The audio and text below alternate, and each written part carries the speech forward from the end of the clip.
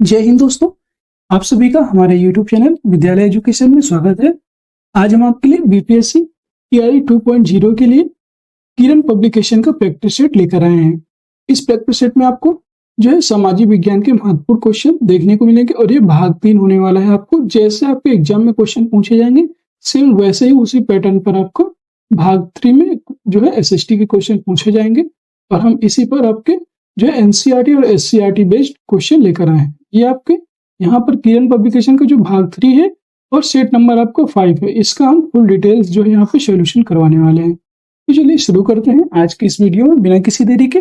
और अगर आप वीडियो पसंद आए और अगर आप चैनल में नए हैं तो चैनल को भी सब्सक्राइब कर लीजिएगा। चलिए शुरू करते हैं आज की इस वीडियो में। आपका पहला क्वेश्चन है, सत्यशोधक समाज के संस्थापक कौन थे?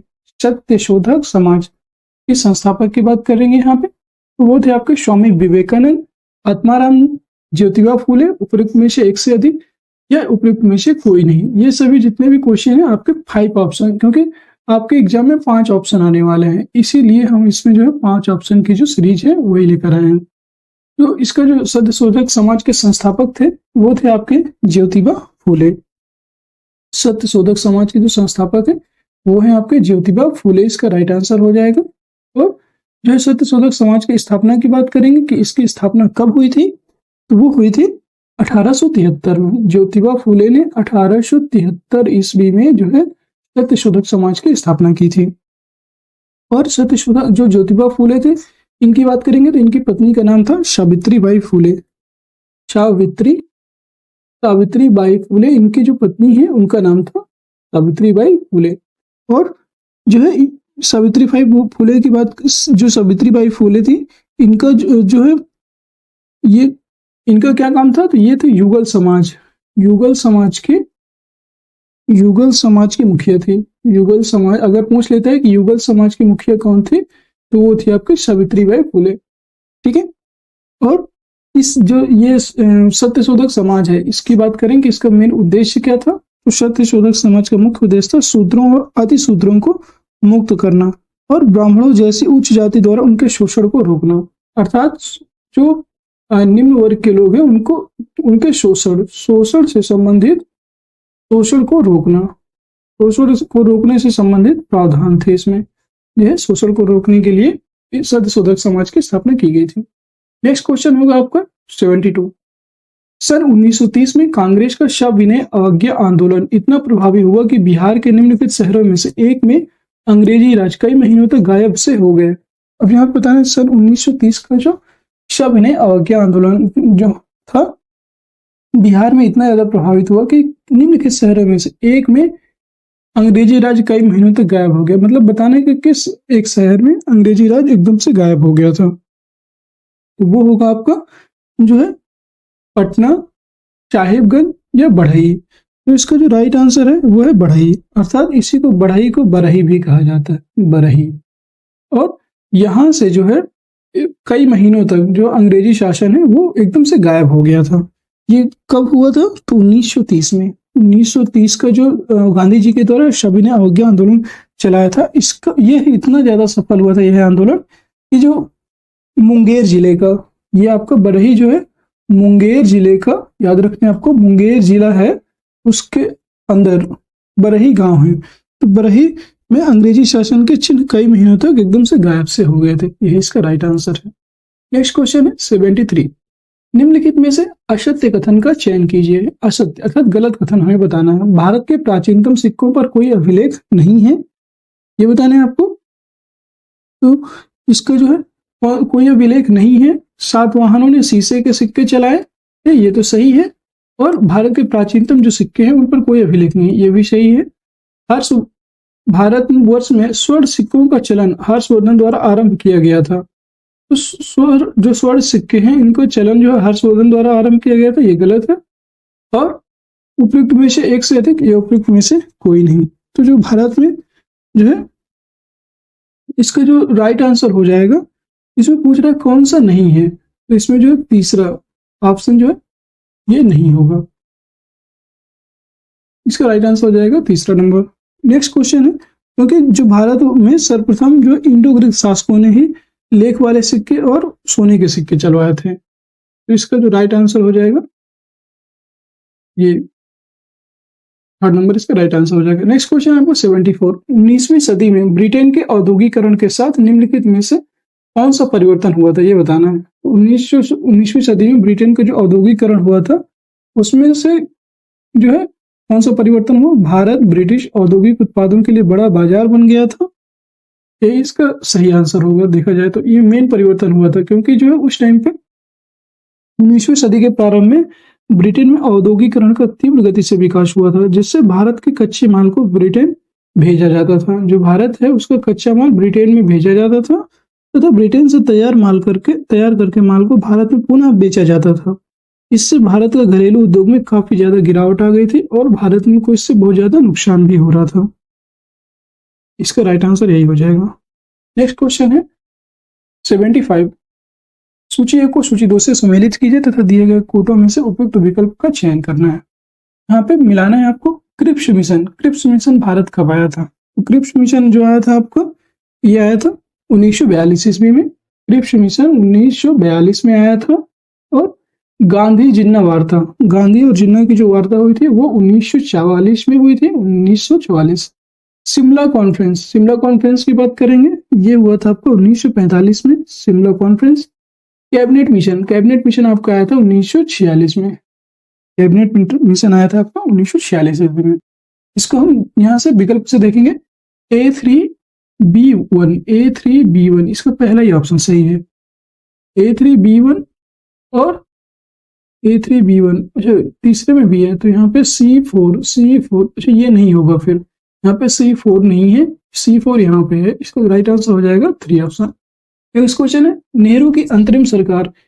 जो नेहरू है, नेहरू की अंतरिम सरकार के वित्त मंत्री का नाम क्या था? जो नेहरू की अंतरिम सरकार थी उसके वित्त मंत्री का नाम बताना है आपको। मोहम्मद इकबाल, मोहम्मद अली और लियाकत अली खान, उपयुक्त में से कोई नहीं, ये बताना है। इनमें से कोई नहीं, ये बताना है। तो जो इसके नेहरू की अंतरिम सरकार के वित्त मंत्री थे उनका नाम था लियाकत अली खान। लियाकत अली खान उनके जो है नेहरू जी के वित्त मंत्री थे। अंतरिम सरकार के वित्त मंत्री कौन थे? लियाकत अली खान, सरकार के वित्त मंत्री, वो याद रखना है यहाँ पे। नेक्स्ट क्वेश्चन है आपका 77। किस गवर्नर जनरल ने सहायक संधि को प्रारंभ किया था? आपको बताना है सहायक संधि को स्टार्ट करने वाले जो गवर्नर जनरल थे वो कौन थे? Lord Cornwallis, Lord Ripon, Lord Wellesley, उपयुक्त में से एक से अधिक, इनमें से कोई नहीं। तो आपके जो लॉर्ड वेलेजली थे, तो सहायक संधि को मूल रूप से ब्रिटिश ईस्ट इंडिया कंपनी और भारतीय रियासतों के बीच एक संधि थी। क्या थी? सहायक संधि जो है ये ब्रिटिश ईस्ट इंडिया कंपनी और जो भारतीय रियासतें थी इनके बीच एक संधि थी, ठीक है। और इसे वर्ष जो है कब लागू किया गया था? तो इसे जो है वर्ष 1798 से 1805 तक भारत के गवर्नर जनरल लॉर्ड वेलेजली जो थे इनके द्वारा तैयार किया गया था। 1798 से लेकर 1805 तक जो लॉर्ड वेलेजली थे इन्हीं के द्वारा ये लाया गया था। और यह वास्तव में जो पहली बार फ्रांसीसी गवर्नर जनरल मार्क्विस डुप्लेक्स के द्वारा उपयोग किया था। तो अगर यहाँ पर लॉर्ड वेलेजली जो भारत में किस गवर्नर जनरल ने प्रारंभ किया था तो वो लॉर्ड वेलेजली थे। बट अगर सहायक संधि का जन्मदाता, अगर इसका जन्मदाता की बात करेंगे यहाँ पे तो जन्मदाता थे आपके डुप्लेक्स, मार्क्विस डुप्लेक्स। इसके जो जन्मदाता है सहायक संधि के वो मार्क्विस डुप्लेक्स को माना जाता है और जिन्होंने प्रयोग किया पहली बार वो थे लॉर्ड वेलेजली भारत में। नेक्स्ट क्वेश्चन है 78। दोस्तों कैसे लग रहे हैं आज के क्वेश्चन? आज के क्वेश्चन बहुत ही बेहतरीन है। आप देख सकते हैं जितने भी अभी तक क्वेश्चन किए हैं हमने, बहुत ही बेहतरीन क्वेश्चन है। और देखिएगा ऐसे ही क्वेश्चन आपके एग्जाम में पूछे जाएंगे। और एक चीज आप जान लीजिए, जितना ज्यादा आप क्वेश्चन करेंगे ना उतना ही ज्यादा आप इसका स्कोर होने वाला है। देखिएगा अगर आप 15 को प्रैक्टिस सेट करते हैं हमारे ओनली सामाजिक विज्ञान SST के, तो 15 और एक को जो प्रैक्टिस सेट है उसमें 80 क्वेश्चन है। तो 15 गुणे 80 आप अगर करेंगे, यहाँ पे देखेंगे 15 गुणे 80 करेंगे, 15 अट्ठे 120, और एक 0 ये, मतलब लगभग आपने 1200 क्वेश्चन यहाँ पे कंप्लीट कर लेंगे। याद रखिएगा 1200 क्वेश्चन कम नहीं होते हैं। आपके एग्जाम में सिर्फ कितने क्वेश्चन एसएसटी से पूछे जाएंगे? लगभग 110। ये जान लीजिए लगभग 110 क्वेश्चन आपके एसएसटी से आने वाले हैं 150 में। ये भी आपको पता होना चाहिए। 150 में 110 आपके एसएसटी से आने वाले हैं। लगभग 10 मैथ प्लस रीजनिंग के हो जाएंगे। मैथ प्लस रीजनिंग के 10 क्वेश्चन हो जाएंगे। और जो है 30 क्वेश्चन में भाषा है, लैंग्वेज वाला सेक्शन है, जिसमें जो है 21 क्वेश्चन हिंदी के हैं और 9 क्वेश्चन आपके इंग्लिश के हैं। तो ऐसे आपका पैटर्न बना हुआ है। तो आपको सिर्फ और सिर्फ 15 प्रैक्टिस सेट में 1200 क्वेश्चन एसएसटी के देखने को मिलेंगे। और उम्मीद है कि 1200 में से आपके कम से कम 100 क्वेश्चन तो फंस ही जाने चाहिए आपके एग्जाम में। इतना आप खर्च के जरूर जाइएगा। चलिए अब प्रश्न देखते हैं। क्या है प्रश्न हमारा?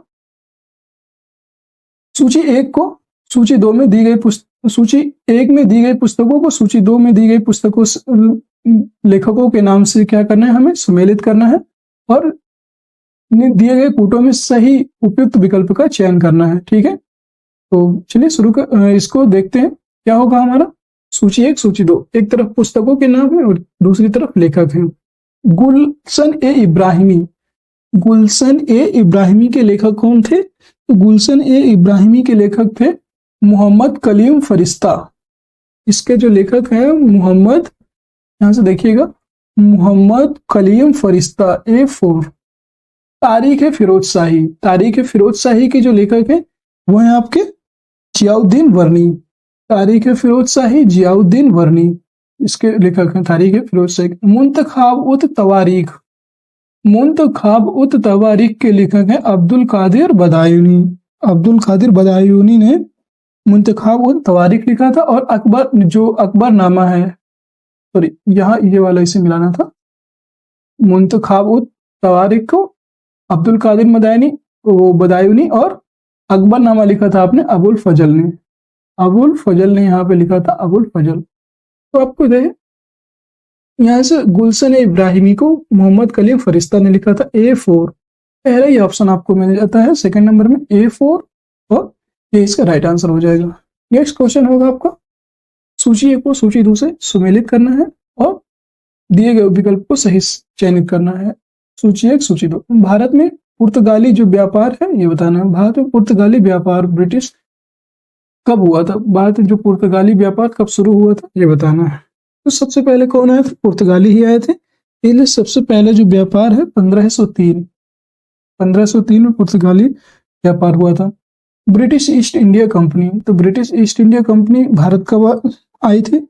ये आई थी आपके 1600 ईस्वी में। 1600 ईस्वी में। फ्रांसीसी ईस्ट इंडिया कंपनी की बात करेंगे तो ये आई थी आपके जो 1664 ईस्वी में फ्रांसीसी ईस्ट इंडिया कंपनी। और डच ईस्ट इंडिया कंपनी की बात करेंगे तो ये आपके 1602 में आई थी। डच ईस्ट इंडिया कंपनी आपके 1602 ईस्वी में आई थी। मतलब यहाँ पे भारत में पुर्तगाली व्यापार सबसे पहले 1503 में हुआ था। A1B3 पहला ही ऑप्शन से ये बेहतरीन, यही इसका राइट आंसर हो जाएगा। याद रखना है आपको। एक बार फिर से देख लीजिए ऑप्शन। भारत में पुर्तगाली व्यापार सबसे पहले 1503 ईस्वी में होता है। ब्रिटिश ईस्ट इंडिया कंपनी 1600 ईस्वी में आती है। फ्रांसीसी ईस्ट इंडिया कंपनी आपकी आती है 1664 ईस्वी में।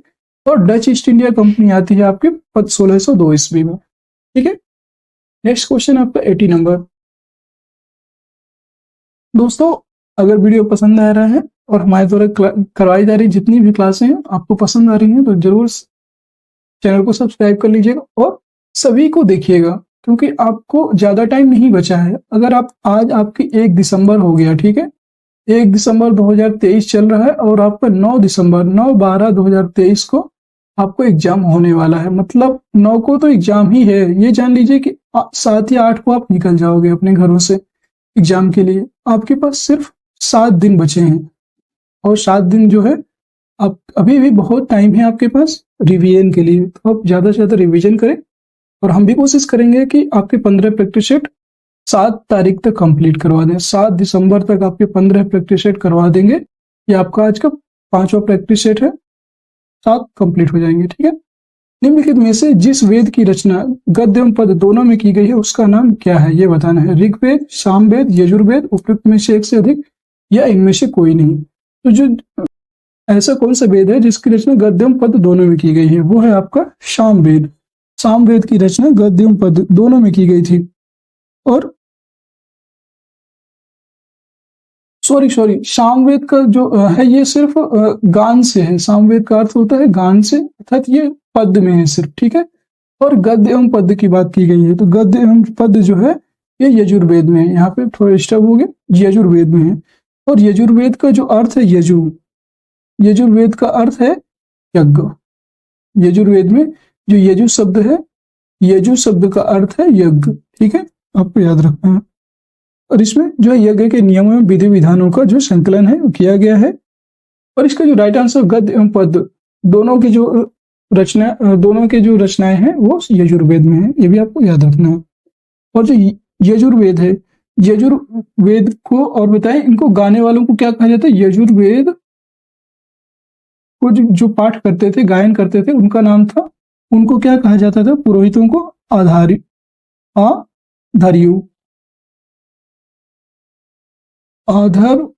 बोलते हैं इन्हें, ठीक है। यहाँ पे ये गलत हो गया, आधर्यु इनको बोला जाता था, यजुर्वेद के गान करने वाले को। नेक्स्ट क्वेश्चन है 81। भारत में किस सूफी संत ने सूफियों के सुहरावर्दी पंथ की स्थापना की थी। सूफियों के सुहरावर्दी पंथ की स्थापना किस सूफी संत ने की थी, वो करने वाले थे आपके जो है बहाउद्दीन जकारिया। बहाउद्दीन जकारिया जो थे, इन्होंने सुहरावर्दी पंथ की स्थापना की थी। ये क्या थे, बगदाद के शिक्षक शिहाबुद्दीन जो सुहरावर्दी हैं, इनके सिले के संस्थापक थे। और जो है इनके जो शिष्य थे ये कौन थे, बहाउद्दीन जकारिया, ये थे शहाबुद्दीन सुहरावर्दी के शिष्य थे बहाउद्दीन जकारिया। और इन्हीं ने सुहरावर्दी पंथ की स्थापना की थी, ठीक है। और सुहरावर्दी जो सिलसिला है, यहाँ पे सुहरावर्दी पंथ है और सुहरावर्दी सिलसिला। शहाबुद्दीन सुहरावर्दी जो थे वो सुहरावर्दी सिलसिले के संस्थापक थे। सुहरावर्दी याद रखना, यहाँ पर कंफ्यूज नहीं होना है। सुहरावर्दी सिलसिले के जो संस्थापक थे वो थे शिहाबुद्दीन। और जो सुहरावर्दी पंथ है इसकी स्थापना करने वाले थे बहाउद्दीन जकारिया। और ये कहाँ के थे, शहाबुद्दीन सुहरावर्दी आपके बगदाद के शिक्षक थे, ये भी आपको याद रखना है। नेक्स्ट क्वेश्चन है 82 नंबर। अलाउद्दीन खिलजी की बाजार नियंत्रण व्यवस्था का जियाउद्दीन बर्नी के अनुसार मुख्य उद्देश्य क्या था। एक विशाल स्थायी सेना का भरण पोषण, मेन उद्देश्य क्या था ये बताना है। तो जो है जन सामान्य की समृद्धि एवं कल्याण, किसानों की संपन्नता, उपयुक्त में से एक से अधिक है, उपयुक्त में से कोई नहीं। तो जो इनका मुख्य उद्देश्य था, जो है अलाउद्दीन खिलजी की बाजार नियंत्रण व्यवस्था का जियाउद्दीन बर्नी के अनुसार मुख्य उद्देश्य था एक विशाल स्थायी सेना जो है उसका भरण पोषण करना, यह इसका मेन उद्देश्य था। क्योंकि एक विशाल सेना के रख रखाव को देखते हुए जो अलाउद्दीन ने बाजार नियंत्रण व्यवस्था लागू किया था, इसका विस्तृत वर्णन कहाँ पे है, जियाउद्दीन बर्नी ने अपनी पुस्तक तारीख ए फिरोजशाही, अभी बताया था आपको, जियाउद्दीन बर्नी की जो पुस्तक है तारीख ए फिरोजशाही, इन्होंने अपनी पुस्तक तारीख ए फिरोजशाही में जो अलाउद्दीन खिलजी की बाजार नियंत्रण प्रणाली है उसका विस्तृत वर्णन किया है। और इसके अलावा जो अमीर खुसरो है, अमीर खुसरो की एक पुस्तक है, कौन सी है, अमीर खुसरो की पुस्तक है खजाइन उल फतूह। अमीर खुसरो की पुस्तक है खजाइन उल फतूह, इनकी पुस्तक है अमीर खुसरो की। इसमें जो है खजाइन उल फतूह में जो है इन्होंने बाजार नियंत्रण प्रणाली का भी उल्लेख किया है अमीर खुसरो ने, ठीक है। नेक्स्ट क्वेश्चन है आपका 83। मनीग्राम और नानदेसी निम्नलिखित में से क्या थे, ये बताना है आपको। तो मनीग्राम और जो है नानदेसी क्या थे, तो ये थे दक्षिण भारत के प्रसिद्ध व्यापार संघ, जो दक्षिण भारत के प्रसिद्ध व्यापार संघ थे, ये थे मनीग्राम और नानदेसी, ठीक है। इनकी बात करेंगे तो मनीग्राम और नानदेसी दक्षिण भारत के व्यापारिक संघ थे। और ये चोल शासक परांतक प्रथम जो मणिग्राम और नानदेशी थे ये चोल शासक कौन थे? चोल शासक परांतक प्रथम, परांतक फर्स्ट के जो है समकालीन थे, और इनका जो उल्लेख है उत्तर मेरु लेख उससे जो है इसका उल्लेख मिलता है, ये भी आपको याद रखना है। नेक्स्ट क्वेश्चन है 84। नीचे कुछ स्थानों में वर्तमान राज्य के नाम दिए गए हैं जहां अनाज और पालतू पशुओं के प्रमाण या साक्ष्य प्राप्त पाए गए हैं। नीचे दिए गए कूट का उपयोग करते हुए उपयुक्त का चयन कीजिए। ये पता है ये क्वेश्चन जो है ना ये आपको क्लास 8 की जो एनसीईआरटी है, क्लास 8 की एनसीईआरटी में आपको देखने को मिलेगा सेम क्वेश्चन। ये सभी एनसीईआरटी और एससीईआरटी के क्वेश्चन है, ये भी आप याद रखिएगा। स्थान का नाम और एक तरफ वर्तमान राज्य दिए हुए। चिरांद, चिरांद जो है कहाँ स्थित है? तो चिरांद आपका स्थित है बिहार में, चिरांद बिहार में स्थित है। कोल्डीवा, कोल्डीवा कहाँ स्थित है? ये है आपका उत्तर प्रदेश, उत्तर प्रदेश में स्थित है कोल्डीवा। बुर्जहोम की बात करेंगे, बुर्जहोम आपको कश्मीर में स्थित है, बुर्जहोम, और चावल के साथ से जो है बुर्जहोम से प्राप्त हुए थे। हालूर, हालूर की बात करेंगे, ये है आपका आंध्र प्रदेश, आंध्र प्रदेश में आपका हालूर नामक क्षेत्र स्थान पाया जाता है और मतलब मिलता है देखने। हालूर आपका जो स्थान है वर्तमान में आंध्र प्रदेश राज्य में स्थित है, ठीक है। तो इसका जो राइट आंसर हो जाएगा A4B2, A4B2 किसमें? 3 ऑप्शन में, ये इसका राइट आंसर हो जाएगा। नेक्स्ट क्वेश्चन है 85। सूची 1 का मिलान सूची 2 से कीजिए तथा नीचे दिए गए कोड का उपयोग करते हुए उपयुक्त उत्तर का चयन करना है, ठीक है। सूची 1 और सूची 2। अमीर खुसरो, अमीर खुसरो अभी बताया था, तो अमीर खुसरो की जो पुस्तक है उनने क्या लिखा था ये बताना है। अमीर खुसरो, अमीर खुसरो ने लिखा था तुगलक नामा, अमीर खुसरो की पुस्तक थी यहाँ पे तुगलक नामा। इब्न बतूता ये कौन थे? इब्न बतूता ने जो है आपके रेहला नामक पुस्तक लिखी थी, रेहला, ठीक है। और जियाउद्दीन बर्नी के भी अभी बताया आपको, तारीख फिरोज शाही जियाउद्दीन बर्नी ने लिखा था, तो तारीख फिरोज शाही को जियाउद्दीन बर्नी ने लिखा था। और मिनहाज सिराज, मिनहाज सिराज ने तबकात नासरी लिखा था, ठीक है। तो A3B4 यहाँ पे देखना, A3B4 ये तीसरा नंबर इसका राइट आंसर हो जाएगा। नेक्स्ट क्वेश्चन है आपका 86, देखेंगे 86 नंबर क्वेश्चन है। तुर्क शासक शहाबुद्दीन गोरी, जो तुर्क शासक शहाबुद्दीन गोरी ने पृथ्वीराज चौहान को किस युद्ध में पराजित किया था? आपको ये बहुत इंपॉर्टेंट क्वेश्चन है। जो तराइन का जो प्रथम युद्ध हुआ था उसमें तो कौन हार गया था? उसमें पृथ्वीराज जो है जीते थे और जो है शहाबुद्दीन गोरी ये हार गया था। और ये तराइन का जो द्वितीय युद्ध हुआ था इसमें ये जीत गया था। तराइन के द्वितीय युद्ध की बात करेंगे तो ये हुआ था 1192 ईस्वी में, 1192 ईस्वी में तराइन का द्वितीय युद्ध हुआ था। और तराइन का प्रथम युद्ध, जो तराइन नामक स्थान है, तराइन, तराइन का प्रथम युद्ध जो हुआ था वो कब हुआ था पूछ लेगा अगर आपको, तो ये हुआ था जो है तराइन का प्रथम युद्ध 1191 ईस्वी में, 1191 ईस्वी में तराइन का फर्स्ट युद्ध हुआ था। और इसमें जो किसकी जीत हुई थी वो थे पृथ्वीराज चौहान, पृथ्वीराज चौहान की जीत हुई थी इसमें तराइन के प्रथम युद्ध में, ठीक है। नेक्स्ट क्वेश्चन है आपका 87। कुषाण काल में मथुरा मूर्ति कला का एक प्रमुख केंद्र था। जो कुषाण काल है उसमें मथुरा मूर्ति कला का एक कुषाण काल प्रमुख केंद्र था। यहाँ मूर्तियां किस पत्थर से बनाई जाती थी? अर्थात पूछ रहा है कि कुषाण काल में जो मूर्तियां बनती थी वो किस पत्थर से बनाई जाती थी? कुषाण कला में मथुरा मूर्ति कला जो है आपका संगमरमर, स्लेट पत्थर, लाल बलुआ पत्थर, उपयुक्त में से एक से अधिक है, इनमें से कोई नहीं। तो है आपका लाल बलुआ पत्थर।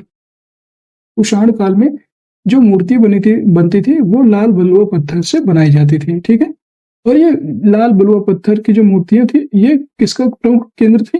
ये मथुरा मूर्ति कला, मथुरा मूर्ति कला का प्रमुख केंद्र मानी जाती थी लाल बलुआ पत्थर से बनी मूर्तियां। नेक्स्ट क्वेश्चन है 88 नंबर।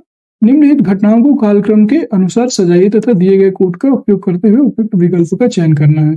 मतलब कालक्रम की घटनाएं बताना है कि सबसे पहले किसका था उसके अनुसार। कलिंग का राज्याभिषेक, तो यहाँ पे कलिंग नहीं कनिष्क का राज्याभिषेक, तो ये हुआ था, ये कब हुआ था?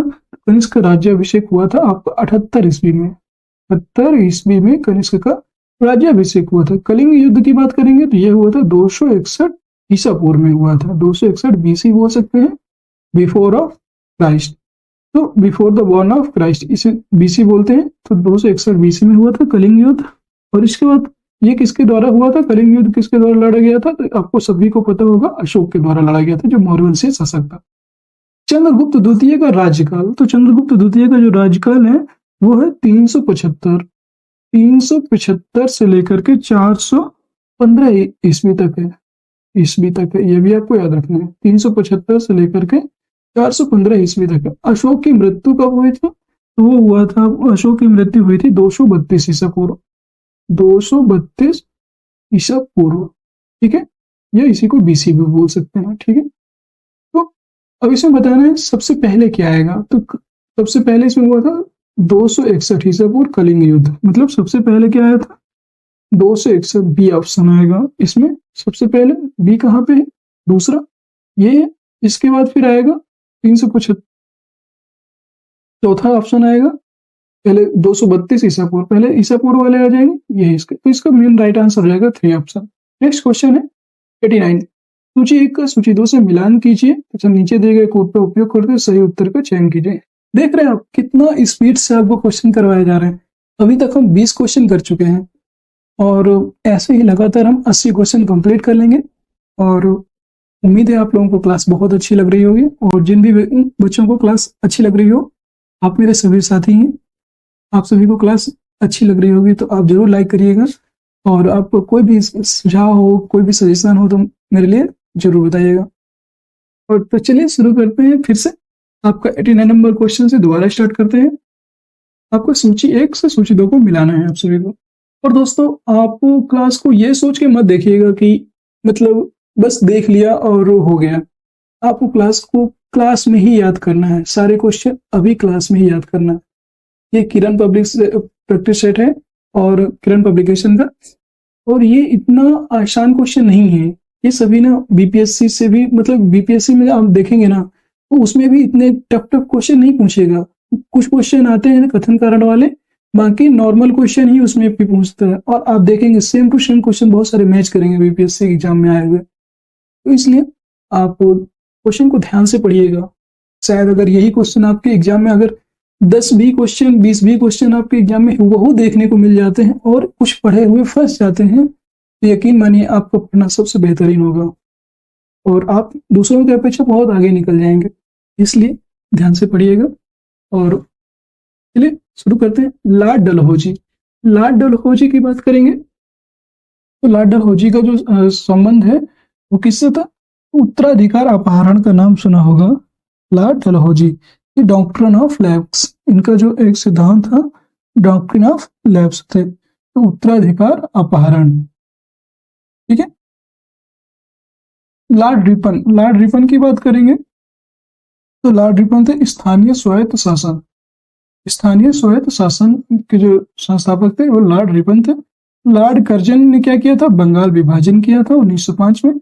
लॉर्ड विलियम बेंटिक की बात करेंगे, सती प्रथा उन्मूलन किया था 1929 में। किसके प्रयास सहायता से, राजाराम मोहन राय की सहायता से। तो अभी से हम मिलाएंगे A4B1, A4B1 अर्थात आपका तीसरा ऑप्शन एकदम बेहतरीन रूप से सही हो जाएगा। नेक्स्ट क्वेश्चन है आपका 90 नंबर। बंगाल में दोहरा शासन, बंगाल में डुअल गवर्नमेंट का अंत किस गवर्नर के शासनकाल में हुआ था। दोहरा शासन अर्थात ड्यूअल गवर्नमेंट का जो अंत हुआ था वो किस शासक गवर्नर के शासनकाल में हुआ था। Lord Warren Hastings, Lord Clive, Lord Barlow, उपयुक्त में से एक से अधिक, उपयुक्त में से कोई नहीं। दोहरा शासन की बात करेंगे तो वो हुआ था आपका जो है Lord Warren Hastings. Lord Warren Hastings के समय जो है 1765 ईस्वी में, 1765 ईस्वी में जो है दोहरा शासन माना जाता है। दोहरा शासन की जो शुरुआत है वो 1765 ईस्वी से मानी जाती है।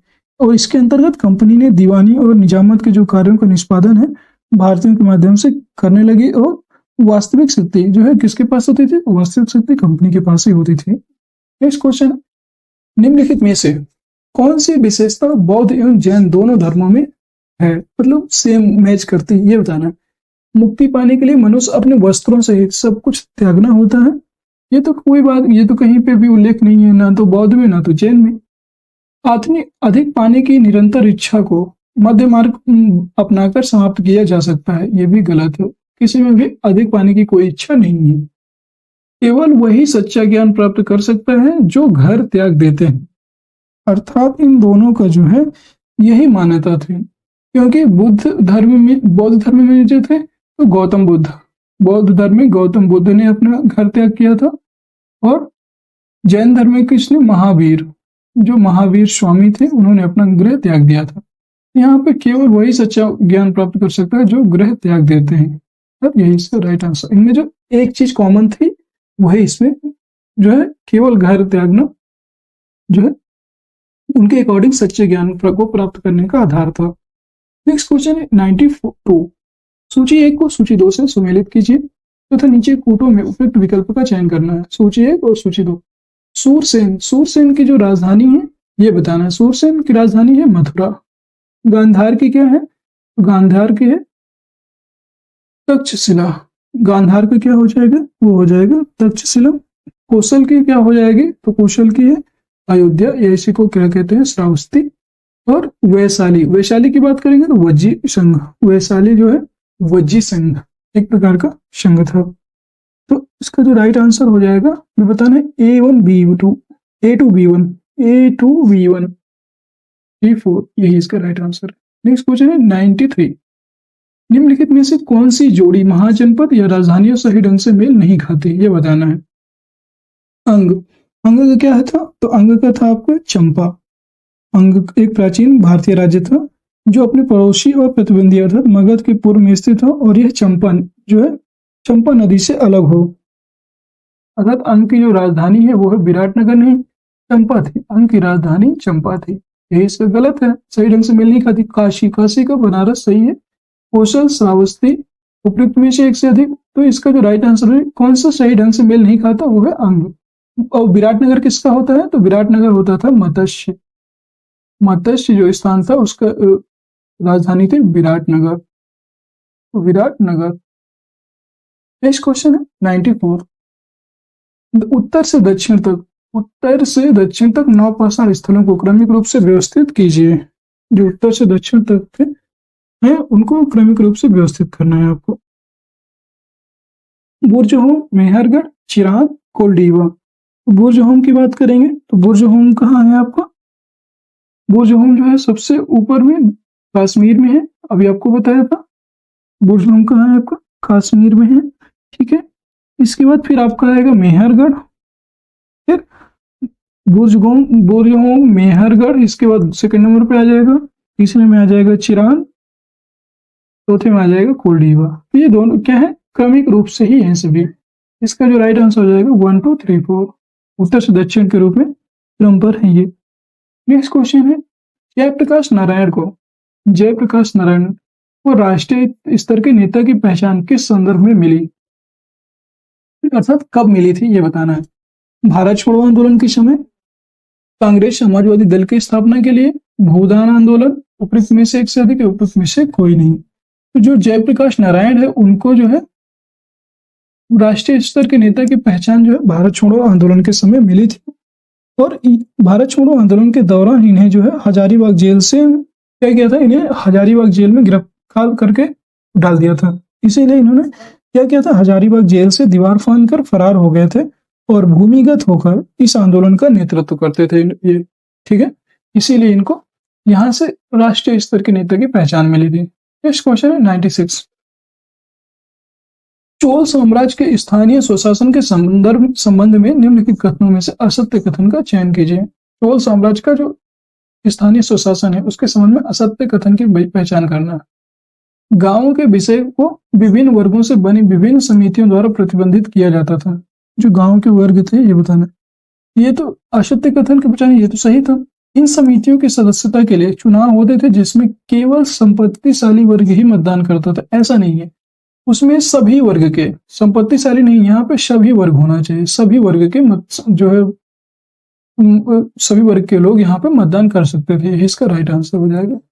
नेक्स्ट क्वेश्चन है जो है निम्नलिखित घटनाओं का कालानुक्रम के अनुसार व्यवस्थित करना। जहांगीर के फरमान को से अंग्रेजों को सूरत में एक फैक्ट्री स्थापित करने की अनुमति मिली। मछलीपट्टनम में एक अंग्रेजी कारखाने की स्थापना, पुलिकट के पास अमरगांव में एक अंग्रेजी कारखाने की स्थापना, इंग्लैंड के लिए सर थॉमस रो का प्रस्थान, नीचे दिए गए कोट से सही उत्तर का चयन करना है। तो इसमें जो है मसूलीपट्टनम में जो है ये बताना आपको, मसूलीपट्टनम में एक अंग्रेजी कारखाना को जहांगीर के फरमान से अंग्रेजों को सूरत में एक फैक्ट्री स्थापित करने की जो अनुमति है ये कब मिली थी? ये मिली थी आपकी 1613 ईस्वी में। 1613 ईस्वी में यहाँ पे मिली थी जहांगीर के द्वारा ये फरमान जारी किया गया था। मसूलीपट्टनम में एक अंग्रेजी कारखाने की स्थापना जो है 1611 ईस्वी में हुई थी। 1611 ईस्वी में जो है अंग्रेजी कारखाने की स्थापना हुई थी मसूलीपट्टनम में। इसके बाद जो है पुलिकट के पास अमरगांव में एक अंग्रेजी कारखाने की स्थापना हुई थी, ये हुई थी 1626 में पुलिकट के पास। और इंग्लैंड के लिए सर थॉमस रो का जो प्रस्थान था वो हुआ था 1620 में। 1620 में तो पहले तीसरा आएगा, चौथा आएगा, इसके बाद तीसरा आएगा, और यहाँ पे पहले दूसरा आएगा, फिर 2143 थर्ड ऑप्शन इसका राइट हो जाएगा। सॉरी। नेक्स्ट क्वेश्चन है आपका 98। निम्नलिखित कथनों पर विचार करें, सही उत्तर का चयन करें। खिलाफत आंदोलन का मुख्य उद्देश्य मुसलमानों के बीच राजनीतिक एकता कायम करना और खलीफा की रक्षा करने में उनके प्रभाव का उपयोग करना था। सही उत्तर का चयन करना है यहाँ पे। तो इसका जो राइट आंसर है वो हो जाएगा, ये बताना है सही उत्तर, ये तो सही है। खिलाफत अभियान को भारतीय राष्ट्रीय कांग्रेस द्वारा सक्रिय रूप से समर्थन मिला था, ये भी सही है। नेक्स्ट, असहयोग आंदोलन का एक प्रमुख अंग था खिलाफत आंदोलन, जो है ये भी सही है। उपयुक्त में से एक से अधिक, इसका राइट आंसर हो जाएगा। नेक्स्ट क्वेश्चन है 99।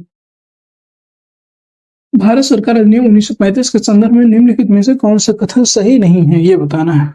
इस अधिनियम में प्रांतीय स्वायत्तता का प्रावधान था। प्रांतीय स्वायत्तता, तो इसमें जो है ये बताना कौन सा सही नहीं है। तो इसमें जो है इस अधिनियम में प्रांतीय स्वायत्तता का जो है प्रावधान किया गया था, एकदम सही प्रांत। और इस अधिनियम में ऑल इंडिया फेडरेशन की स्थापना का प्रावधान किया गया था, ये भी सही है। ये ऑल इंडिया फेडरेशन की स्थापना का प्रावधान था, जिसे ब्रिटिश भारत के प्रांतों एवं रियासतों के एक संघ पर आधारित था। नेक्स्ट क्वेश्चन है, कांग्रेस ने इस अधिनियम की प्रशंसा की तथा पंजाब में गठबंधन सरकार का गठन किया, ये गलत है। ये गलत है, क्योंकि कांग्रेस ने इस अधिनियम की प्रशंसा नहीं की, इसे एकदम से क्या किया था, ये इसकी निंदा की थी और इसे जो है पूरी तरह से निराशाजनक बताया था।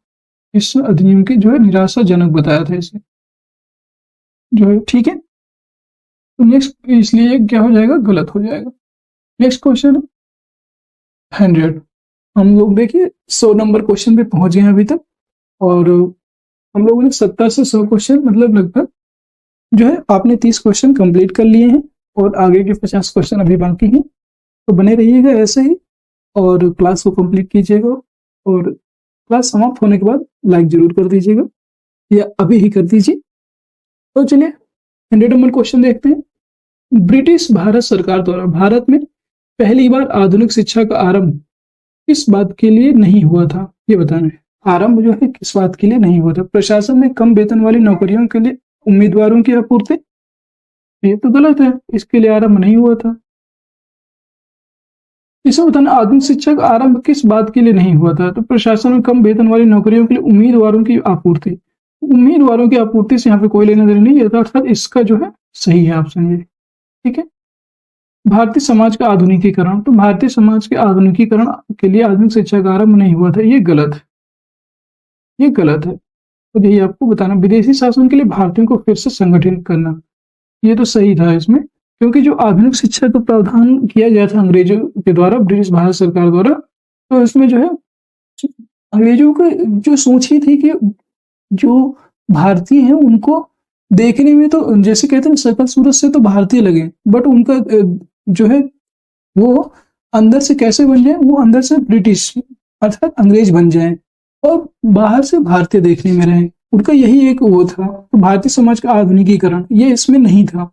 जबकि जो विदेशी शासन के लिए भारतीयों को फिर से संगठित करना ये सही था, क्योंकि वो चाहते थे कि अगर जो भारतीय हैं वो अंग्रेजी शिक्षा को समझने लगेंगे, अंग्रेजी शिक्षा से प्रभावित होंगे, वो हम लोगों का क्या करेंगे, सहयोग करेंगे हमारे कार्यों में। इसका राइट आंसर हो जाएगा 100 का 2 नंबर। नेक्स्ट क्वेश्चन है, सूची 1 को सूची 2 से सुमेलित करना है तथा निम्नलिखित कूट से उपयुक्त विकल्प का चयन कीजिए। सूची 1 और सूची 2 बहुउद्देशीय जो योजनाएं हैं और कौन कौन सी नदियां हैं ये बताना है, कौन सी योजना किस नदी पर स्थित है। हीराकुंड की बात करेंगे तो हीराकुंड जो परियोजना है ये आपकी महानदी में है। सरदार सरोवर जो है, सरदार सरोवर की बात करेंगे ये है आपका नर्मदा नदी। राणा प्रताप सागर की बात करेंगे तो राणा प्रताप सागर है, ये है आपका राणा प्रताप सागर। राणा प्रताप सागर जो है आपके स्थित है चंबल नदी पर, चंबल नदी। और नागार्जुन सागर परियोजना आपके कृष्णा नदी पर है। A3B1 अर्थात सेकंड ऑप्शन आपका बेहतरीन रूप से सही हो जाएगा। नेक्स्ट क्वेश्चन आपका 102, कोरोमंडल तट। कोरोमंडल तट का विस्तार है कहां से कहां तक? कृष्णा नदी के डेल्टा से गंगा नदी के डेल्टा तक। ये आप बताना है कोरोमंडल का जो है इस विस्तार कहां तक है, तो ये जो है हो जाएगा इसका बताना है इसका विस्तार कहां से कहां तक है। ये तो नहीं है, कुमारी अंतरीप से कृष्णा नदी डेल्टा तक, जो कुमारी अंतरीप है इसका जो है कृष्णा नदी डेल्टा तक है, एकदम सही। सूरत से गोवा तक ये गलत है, इसका यही ऑप्शन सही हो जाएगा। जो है भारत के पूर्वी तट को निम्नलिखित भागों में बांटा गया, आपको पता ही है। जैसे कृष्णा डेल्टा से गोदावरी डेल्टा तक का भाग क्या कहलाता है? गोल्ड।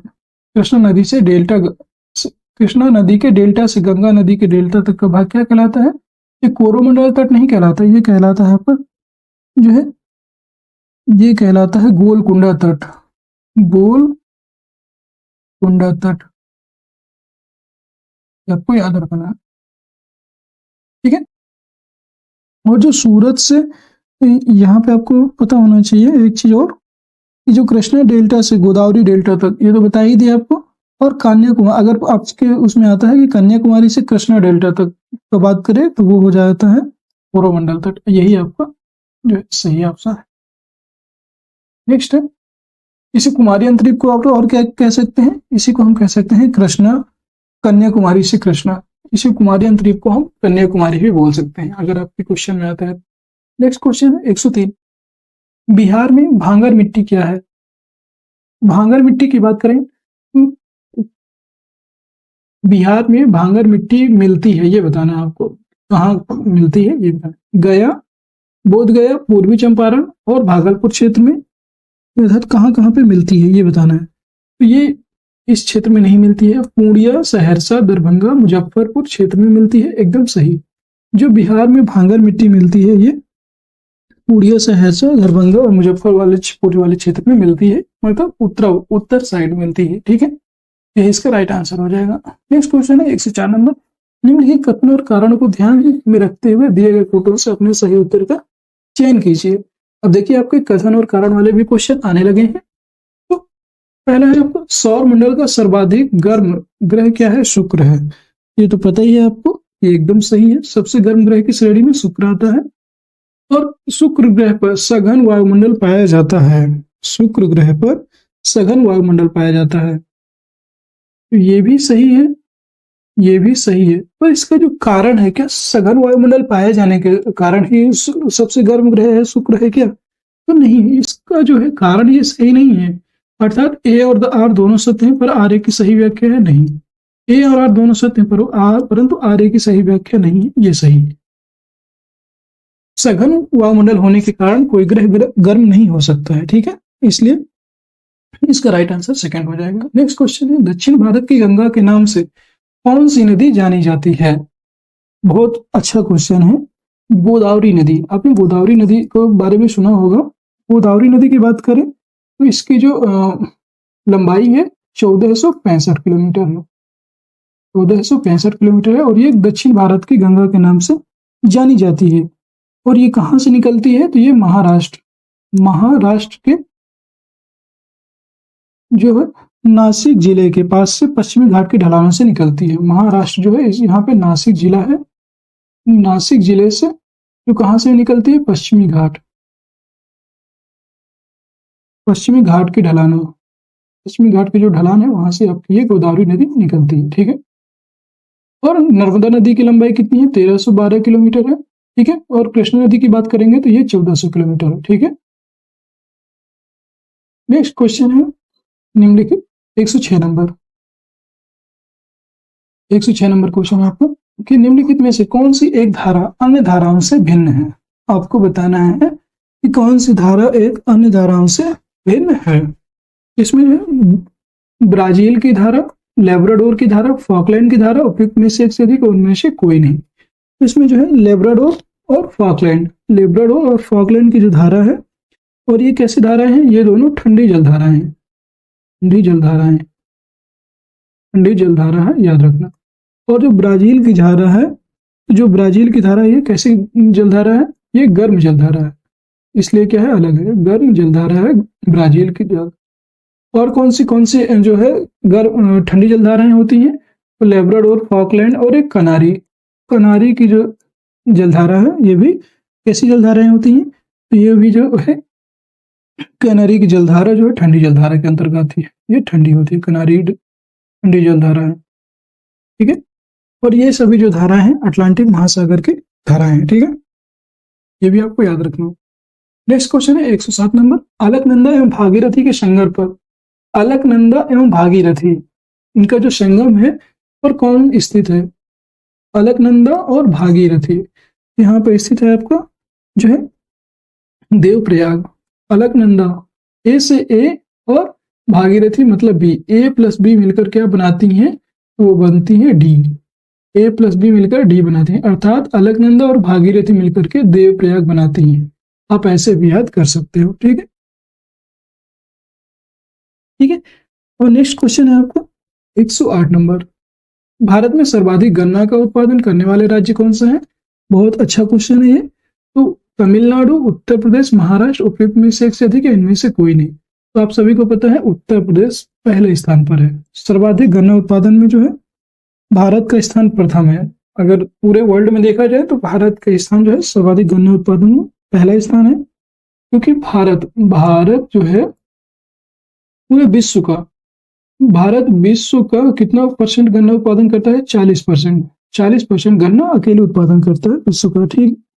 और इसके बाद भारत के अंदर जो है राज्यों में, भारत में जो है कौन से राज्य सर्वाधिक उत्पादन करते हैं, तो सबसे पहले में है उत्तर प्रदेश, फर्स्ट में है कौन सा, यूपी, सेकंड में कौन सा है, महाराष्ट्र, सेकंड में है आपका महाराष्ट्र, और थर्ड में आपकी बात करेंगे तो थर्ड में है आपका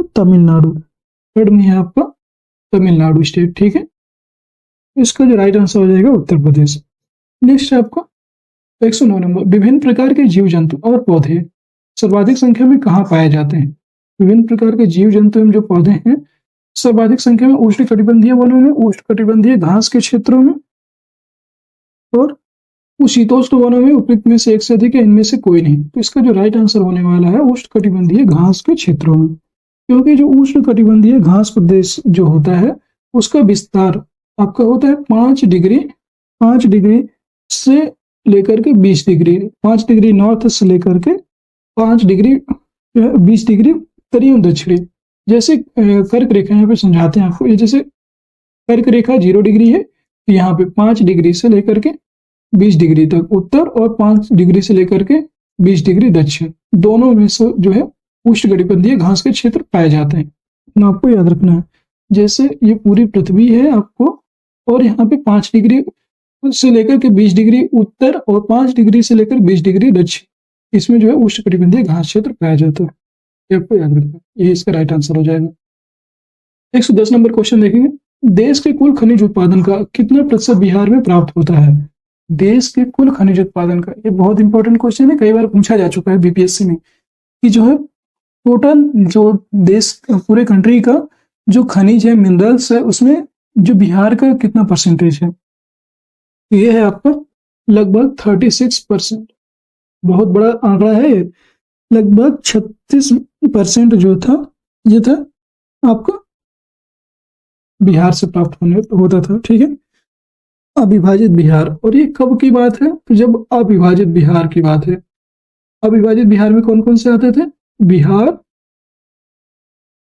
प्लस झारखंड, अब तो अलग हो चुका है, नहीं तो बिहार और झारखंड जब अविभाजित बिहार था तो जो है उस समय लगभग 36% जो है ये आंकड़ा बिहार से आता था, ठीक है।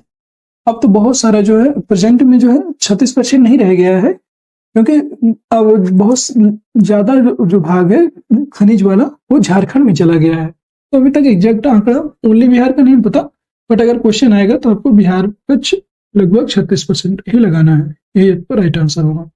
नेक्स्ट क्वेश्चन है 111, विश्व का सबसे लंबा रेल मार्ग क्या है? तो विश्व का जो सबसे लंबा रेल मार्ग जो है वो Trans Siberian Railway, Trans Siberian Railway कहाँ पर स्थित है? ये आपका रशिया तथा रूस में स्थित है, और ये विश्व का सबसे लंबा जो है रेलवे मार्ग है, और ये रूस के मास्को से व्लादिवोस्तोक लाइन, तो मास्को से लेकर के व्लादिवोस्तोक लाइन तक स्थित है। और इसकी जो है, और यह जो है सबसे लंबा तो है ही, और इस जो इसकी लाइन है वो सब विश्व के सबसे लंबी और व्यस्त रेलवे लाइनों में से एक है, सबसे लंबा और सबसे व्यस्त भी है ये।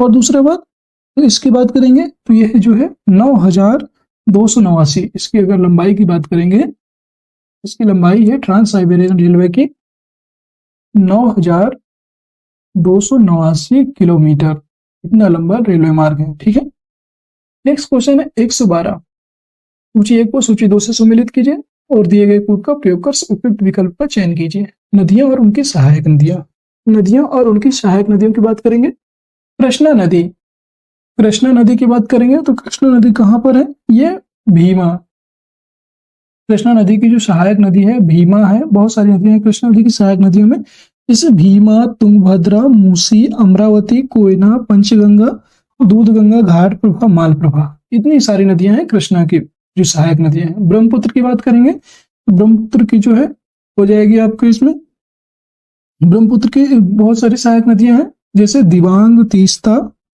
दिबांग है, तीस्ता है, और लोहित है, दिबांग, लोहित, सेसरी, नोवा, दिहांग, मानस, तीस्ता, ब्रह्मपुत्र की जो है तीस्ता सहायक नदी हो जाएगी। गोदावरी की बात करेंगे, गोदावरी की हो जाएगी इंद्रावती, गोदावरी की इंद्रावती हो जाएगी। यमुना, यमुना की बात करेंगे तो चंबल, यमुना की और कौन कौन सी सहायक नदियां हैं? यमुना में है चंबल, यहाँ पे आ जाएगी बेतवा, चंबल, बेतवा, केन, केन, बेतवा, चंबल, आपको याद रखना, तीन इसके सहायक नदियां हैं यमुना की। इसका जो है राइट आंसर A4B3, A4B3, और फिर इसके बाद क्या है? C1 नहीं C2, A4B3 C2, पहला ही ऑप्शन इसका सही है। नेक्स्ट क्वेश्चन है आपका 113, निम्नलिखित कथनों पर विचार करते हुए दिए गए कथनों के आधार पर अपने उपयुक्त विकल्प का चयन करना है आपको।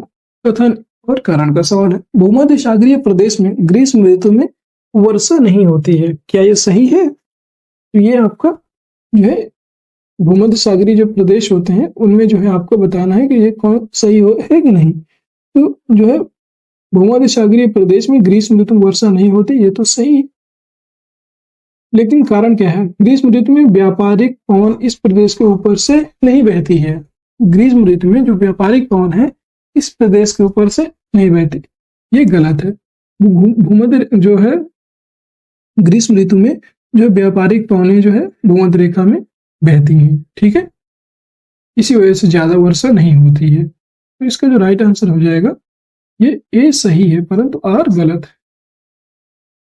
ग्रीष्म ऋतु में जो है व्यापारिक पवन की बात करेंगे तो व्यापारिक पवन की पेटी ध्रुवों की ओर खिसक जाती है, व्यापारिक पवन की जो पेटी होती है वो ध्रुवों की ओर खिसक जाती है, जिसके कारण यह प्रदेश जो है वाणिज्य हवाओं के प्रभाव में आ जाता है। नेक्स्ट क्वेश्चन है, चूने की चट्टान पर अपक्षय की क्रिया क्या कहलाती है? तो चूने की जो चट्टान होता है उसमें जो है अपक्षय की क्रिया क्या कहलाती है? तो इसमें जो रासायनिक परिवर्तन भी होता है, एकदम सही, भौतिक परिवर्तन भी होते हैं, ये भी सही है, और जो है जैविक परिवर्तन भी होता है, ये भी सही है। उपयुक्त में से एक से अधिक, इसमें सभी प्रकार के परिवर्तन होते हैं। जब क्योंकि चूने की जो चट्टानें हैं तो चट्टानों के अपने ही स्थान पर कमजोर होने, टूटने, सड़ने और विखंडित होने को अपक्षय कहा जाता है। जैसे कोई चीज टूट गई, सड़ गई, विखंडित हो गई, उसे अपक्षय कहेंगे। और इनके कई सारे कारक होते हैं, जैसे कि रासायनिक परिवर्तन हुआ होगा, भौतिक परिवर्तन होता है तो भी वो टूट जाती हैं, विखंडित हो जाती हैं, जैविक परिवर्तन के फलस्वरूप भी उनमें अपक्षय की क्रिया हो जाती है। इसलिए इसके सभी ऑप्शन सही है, उपयुक्त में से एक से अधिक। नेक्स्ट क्वेश्चन है मसाई, 115 नंबर क्वेश्चन है। अभी आपके 45 लगभग 35 क्वेश्चन बचे हुए हैं जिनको हम बेहतरीन तरीके से करेंगे। और उम्मीद है आज की क्लास सभी क्लासों में से सबसे उम्दा क्लास, सबसे बेहतरीन क्लास होने वाली है। आप मेरी क्लासों में देख लीजिएगा।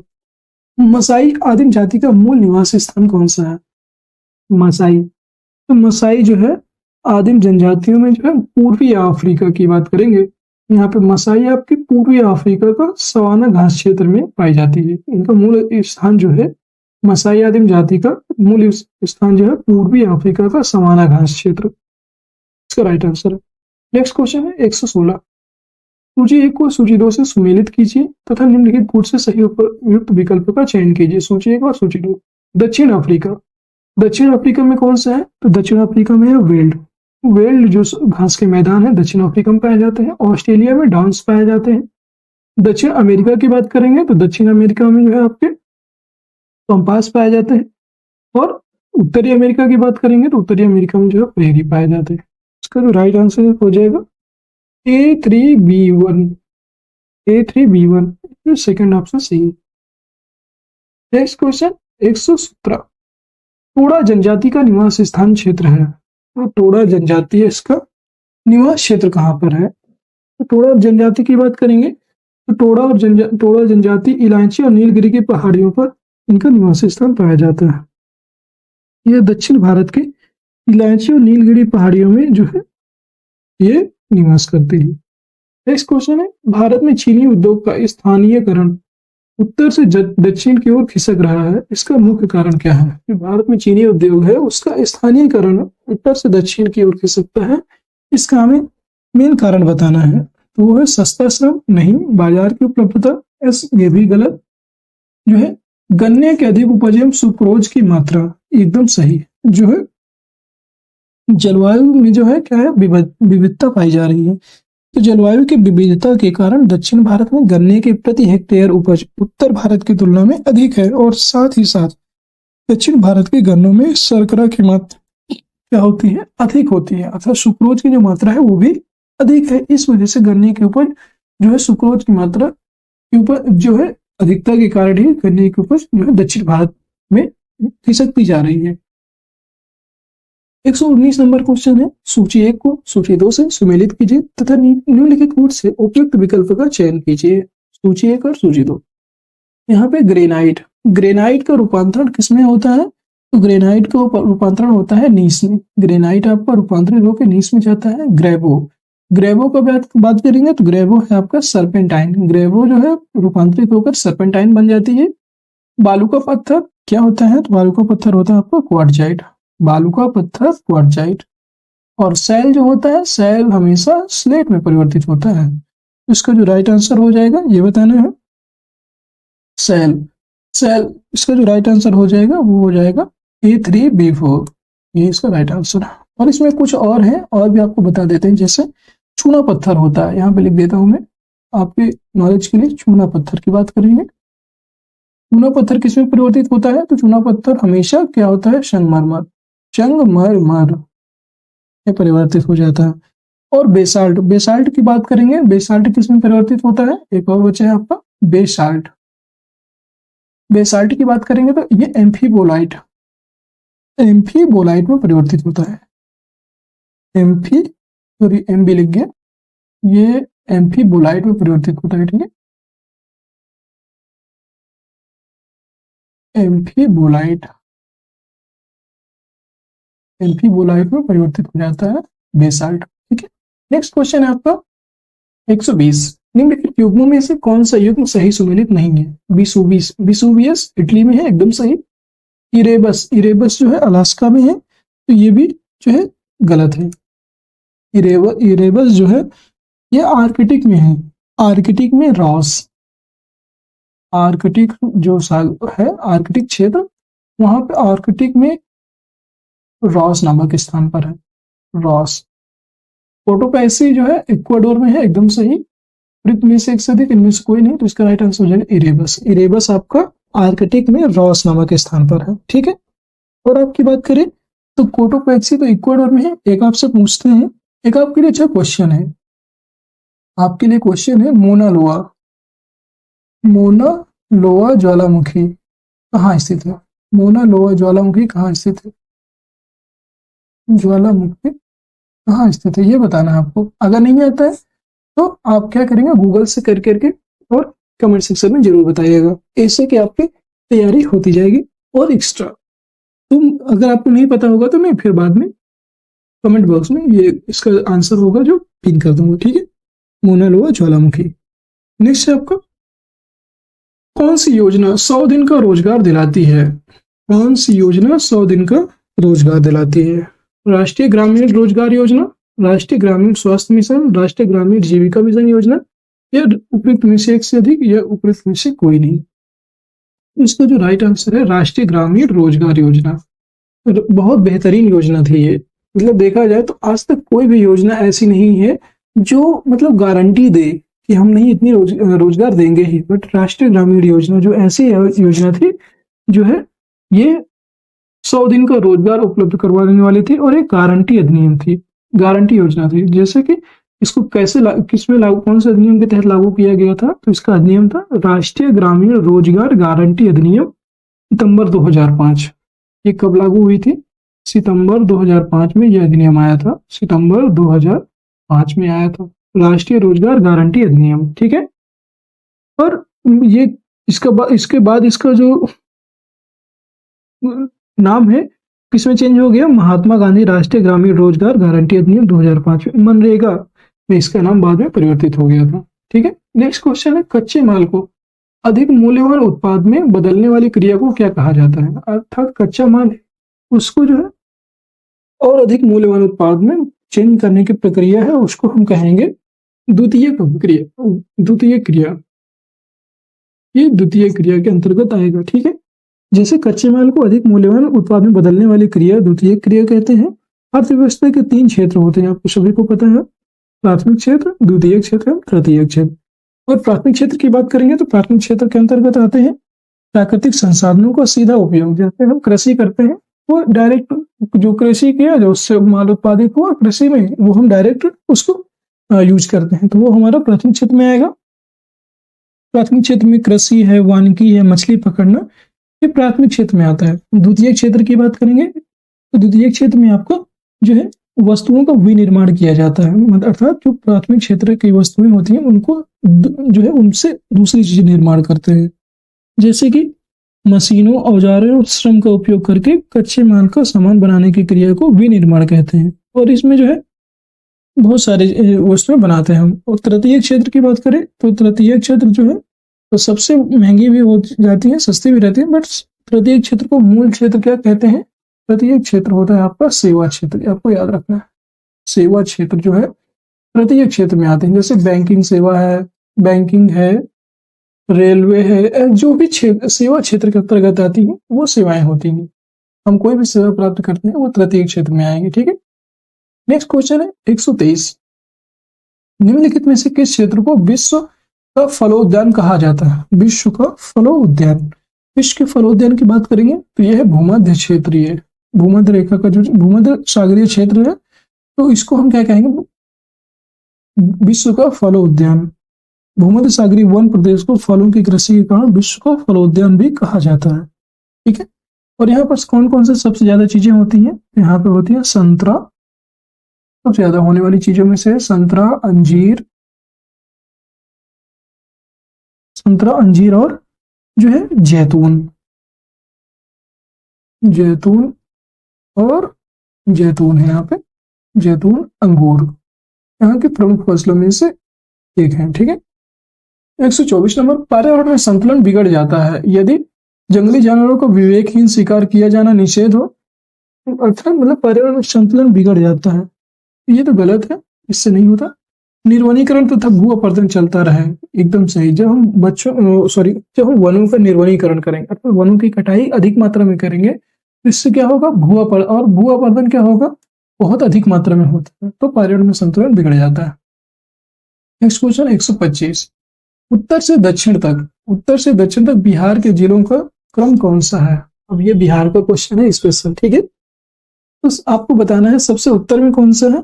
सबसे उत्तर में है आपका सीतामढ़ी, एकदम सही। फिर मुजफ्फरपुर, सीतामढ़ी के से नीचे मुजफ्फरपुर है, फिर इसके बाद पटना है, फिर पटना के नीचे जहानाबाद, इसके बाद फिर है लास्ट में गया, एकदम ये तो एकदम सीधे है, सही है। मुजफ्फरपुर सीतामढ़ी ये गलत हो जाएगा।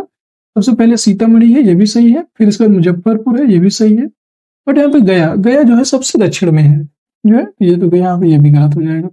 इसका जो राइट आंसर है वो है पहला ही ऑप्शन। नेक्स्ट क्वेश्चन है 126, दाचीगाम राष्ट्रीय उद्यान, जो दाचीग्राम राष्ट्रीय उद्यान है मुख्य रूप से किस संरक्षण के लिए जाना जाता है? तो दाचीग्राम राष्ट्रीय उद्यान की बात करेंगे तो ये जो है आपका मुख्य रूप से हंगुल, ये मुख्य रूप से हंगुल के लिए जाना जाता है। ठीक है, हंगुल जो है यहाँ का कश्मीरी हिरण होता है, एक प्रकार का कश्मीरी हिरण होता है। ठीक है, ये आपको याद रखना है। नेक्स्ट क्वेश्चन है, इसका राइट आंसर हो जाएगा सेकंड यही। नेक्स्ट क्वेश्चन है आपका 127, आइसोहाइड्स, आइसोहाइड्स का उल्लेख क्या है? मतलब आइसोहाइड्स क्या होता है? समान वर्षा दिलाने वाले मानचित्र पर रेखाएं, तो ये एकदम सही है। एक मैप पर भी रेखाएं नहीं, उसी बैरोमीटर के दबाव वाले नक्शे पर रेखा नहीं, ये भी नहीं होगा। तो समान वर्षा दिखाने वाले मानचित्र पर रेखाएं को हम क्या कहते हैं? आइसोहाइड्स। ठीक है, नेक्स्ट क्वेश्चन है 128, निम्नलिखित में से कौन सा कथन उत्तरी गोलार्ध में 21 जून के संबंध में सत्य नहीं है? अब हम बताना है उत्तरी गोलार्ध में जो 21 जून को घटनाएं होती हैं उनके बारे में। सूर्य की किरणें सीधी कर्क रेखा पर पड़ती हैं 21 जून को, तो ये तो क्या है, एकदम से सही है। आप देखते हैं 21 जून वाला जो टाइम होता है कितना भयानक गर्मी वाला होता है, इसीलिए क्योंकि सूर्य की जो किरणें होती हैं सीधे कर्क रेखा पर पड़ती हैं, और हम लोग कहाँ हैं? तो हम भारत जो है कर्क रेखा पर ही स्थित है। आर्कटिक वृत्त के आगे की जगह है, जो आर्कटिक वृत्त है उसके आगे की जगह है, लगभग 6 महीने तक लगातार दिन के उजाले का अनुभव करती हैं, ये भी सही है। आर्कटिक वृत्त कहाँ है? ये उत्तर में है, तो इसलिए यहाँ पर भी 6 महीने तक लगातार दिन के उजाले का अनुभव करती हैं, ये भी सही है। थर्ड ऑप्शन है, इन जगहों पर सबसे लंबी रात और सबसे छोटा दिन 21 जून को होता है, तो ये तो गलत है। 21 जून को अपने यहाँ सबसे बड़ा दिन होता है। ठीक है, और यहाँ पर क्या होता है, और सबसे जो है जो रातें होती हैं वो छोटी होती हैं और दिन क्या होते हैं? बड़े होते हैं, क्योंकि यहाँ पर जो कर्क रेखा पर सूर्य सीधा चमकता है, इसका मेन कारण है। ठीक है, इसका जो राइट आंसर हो जाएगा थर्ड ऑप्शन। नेक्स्ट है 129, निम्नलिखित कथनों में से कौन से कथन सत्य हैं? ये बताना। सड़क, रेलवे लाइन, नदियां, नहरों, घाटी के किनारे पर स्थित बस्तियां रैखिक प्रतिरूप के उदाहरण है, ये बताना है। तो कौन सा सत्य है ये बताना है। ये तो आपको क्या है? सही है। आयताकार प्रतिरूप की ग्रामीण बस्तियां, आयताकार जो प्रतिरूप होता है उसकी ग्रामीण बस्तियां चौड़ी अंतरा पर्वतीय घाटियों में पाई जाती हैं, एकदम सही। वृत्ताकार गांव, वृत्ताकार गांव झीलों, तालाबों आदि के आसपास विकसित हो सकते हैं, ये भी सही है। उपयुक्त में से एक से अधिक, इसका सभी ऑप्शन सही है। ठीक है, नेक्स्ट क्वेश्चन है, भारत में विनिवेश आयोग की स्थापना कब की गई थी? विनिवेश आयोग की बात की जाएगी, ये आपके स्थापित की गई थी जो है अगस्त 1996 ईस्वी में। अगस्त 1996 ईस्वी में जो है विनिवेश की स्थापना की गई थी। विनिवेश की बात करेंगे तो भारत में विनिवेश आयोग की स्थापना किसके द्वारा की गई थी? जीवी रामकृष्ण जी के द्वारा की गई थी। रामकृष्ण इनके द्वारा इसकी स्थापना की गई थी। और जो है विनिवेश विभाग का जो गठन है वो 1999 में किया गया था। विनिवेश आयोग की स्थापना तो 1996 में हो गई, बट विनिवेश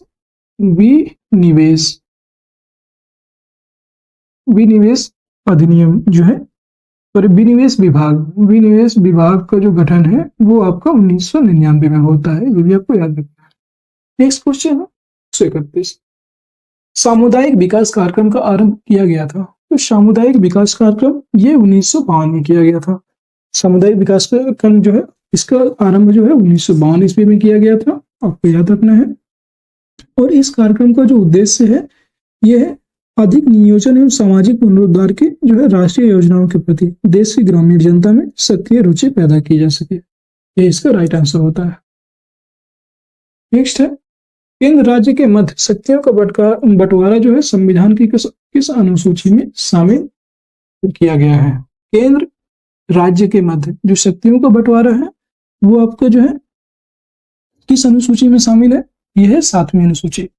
7वीं अनुसूची में जो है केंद्र और राज्यों के मध्य जो है शक्तियों का बंटवारा है, उसके मध्य जो है शामिल किया गया है। 5वीं अनुसूची की बात करेंगे तो स्पेशल राज्य है, स्पेशल स्टेट जो है, सॉरी स्पेशल स्टेट नहीं, यहाँ पे 5वीं अनुसूची में दिया हुआ है जो है, ये है आपका जो अनुसूचित क्षेत्र होते हैं, अनुसूचित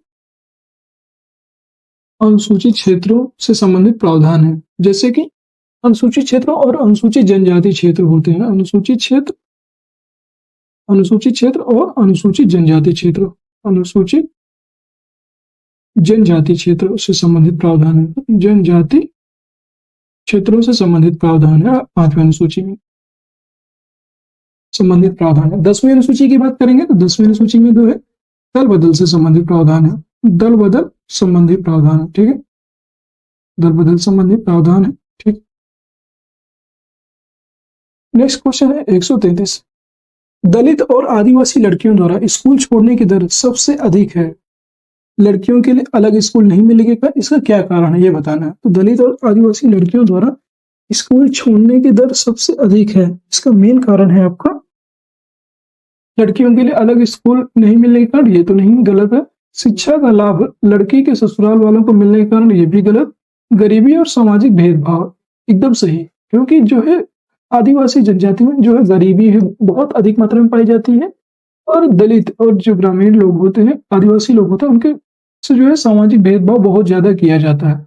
इसका एक प्रमुख कारण है यही कि जो गरीबी और सामाजिक भेदभाव है, इसी कारण से जो है वो दलित और आदिवासी लड़कियां जो है स्कूल छोड़ देती हैं। नेक्स्ट क्वेश्चन है 134, सुभाष कुमार बनाम बिहार राज्य। अब ये पॉलिटिकल क्वेश्चन है आपका कि सुभाष कुमार बनाम बिहार राज्य 1991 के मामले में सर्वोच्च न्यायालय ने निम्नलिखित में से क्या निर्णय दिया था। धार्मिक स्वतंत्रता के अधिकार में अन्य धर्मों की आलोचना करना शामिल नहीं है, इसमें बताना है कौन सा जो है क्या निर्णय दिया था, ये बताना है आपका। तो ये जो है आपका क्या निर्णय दिया था ये बताना है। समानता के अधिकार द्वारा प्राइवेट कंपनियों को नौकरी में आरक्षण देने के लिए जोर दिया जाना चाहिए, ये तो नहीं है। और धार्मिक स्वतंत्रता के लिए अधिकार में अन्य धर्मों की आलोचना करना, ये भी नहीं है। उनका जो फैसला है वो दिया गया था जीवन के अधिकार में प्रदूषण मुक्त पानी और हवा पर अधिकार शामिल है, अर्थात जीवन का ऐसा अधिकार, हमें प्रदूषण मुक्त पानी और हवा प्राप्त करने का जो है अधिकार है। यही सुभाष कुमार बनाम बिहार राज्य के मामले में सुप्रीम कोर्ट ने लिखित निर्णय जो है इसके में जो है मेन निर्णय दिया था, और यह था आपका जीवन के अधिकार में प्रदूषण मुक्त पानी और हवा प्राप्त करने का अधिकार शामिल है।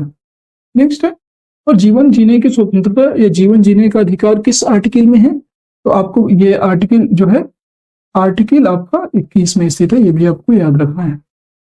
नेक्स्ट क्वेश्चन है, संघ लोक सेवा आयोग के सदस्यों की नियुक्ति किसके द्वारा की जाती है। संघ लोक सेवा आयोग यूपीएससी के जो सदस्य होते हैं उनकी नियुक्ति किसके द्वारा की जाती है। तो यूपीएससी के जो होते हैं सदस्य, उनकी नियुक्ति आपके राष्ट्रपति जी के द्वारा की जाती है, प्रेसिडेंट के द्वारा इनकी नियुक्ति की जाती है। नेक्स्ट क्वेश्चन है, और हाँ यूपीएससी जो है इसका जो है संविधान के किस भाग में उल्लेख किया गया है। तो संविधान के भाग 14, जो भाग आपका 14 है उसमें इसका उल्लेख किया गया है, ठीक है। और इसके जो अनुच्छेद है 315, आर्टिकल 315 से लेकर 323 तक जो है यूपीएससी का उल्लेख किया गया है, ये भी आपको याद रखना है। नेक्स्ट है आपका 136, राज्य के नीति निर्देशक तत्व एक ऐसा चेक है जिसका भुगतान बैंक की इच्छा पर है, ये किसका कथन था। तो ये जो है राज्य के नीति निर्देशक तत्व एक ऐसा चेक है जिसका भुगतान बैंक की इच्छा पर है, यह कथन था केटी शाह, जो केटी शाह हैं आपके, उनके द्वारा यह कहा गया था। नेक्स्ट क्वेश्चन है 137, भारतीय संविधान के किस अनुच्छेद में उल्लेख किया गया है कि बाहरी आक्रमण और आंतरिक अशांति से राज्यों की रक्षा करना सरकार का कर्तव्य है। तो ये किसमें कहा गया है, वो है आपका 355, आर्टिकल 355 में ये उल्लेख किया गया, वो कहा गया है कि जो है बाहरी आक्रमण और जो अनुच्छेद 355 है इसका मेन उद्देश्य है कि संघ का यह कर्तव्य होगा कि वह हर राज्य को बाहरी आक्रमण और आंतरिक गड़बड़ी या आंतरिक अशांति से बचाए, और यह सुनिश्चित करे कि हर राज्य की सरकार के संविधान के प्रावधान के अनुसार चल रही है। ये इसका मेन कर्तव्य था, ठीक है। और अनुच्छेद 355 की बात करेंगे तो अनुच्छेद 355 भारत के संविधान के भाग जो 18 है, भाग 18 में ये वर्णित है, स्थित है, ठीक है। और ये 352 से लेकर 360 तक जो है इसका उल्लेख किया गया है। आपातकालीन शक्तियां, ये आपातकालीन प्रावधान है। आपातकालीन प्रावधानों का जो उल्लेख है वो 352 से 360 तक उल्लिखित है। नेक्स्ट क्वेश्चन है 138, संविधान निर्मात्री परिषद के वैधानिक परामर्शदाता कौन थे? वैधानिक परामर्शदाता अर्थात संवैधानिक सलाहकार की बात की गई है। तो भारतीय जो है संविधान निर्मात्री परिषद में जो है इसके कौन थे संवैधानिक परामर्शदाता? Doctor B R Ambedkar, doctor Rajendra Prasad, B N Rau और उपयुक्त में से एक से अधिक या उनमें से कोई नहीं। तो जो संवैधानिक सलाहकार थे वो थे आपके B N Rau. B N Rau इसके संवैधानिक सलाहकार थे। नेक्स्ट क्वेश्चन है आपको 139, संवैधानिक उपचारों का अधिकार डैश शिक्षा का अधिकार अधिनियम 2009 को निष्कासित करता है? नहीं, ये तो गलत है। न्यायपालिका को संसद द्वारा लागू कानून को निरस्त करने की शक्ति प्रदान करता है? ये भी नहीं, ये भी गलत है। न्याय नागरिकों को मौलिक अधिकारों की सुरक्षा प्रदान करता है? एकदम सही। और इसी अधिकार को जो संवैधानिक उपचारों का अधिकार है, ये आर्टिकल कितने में है?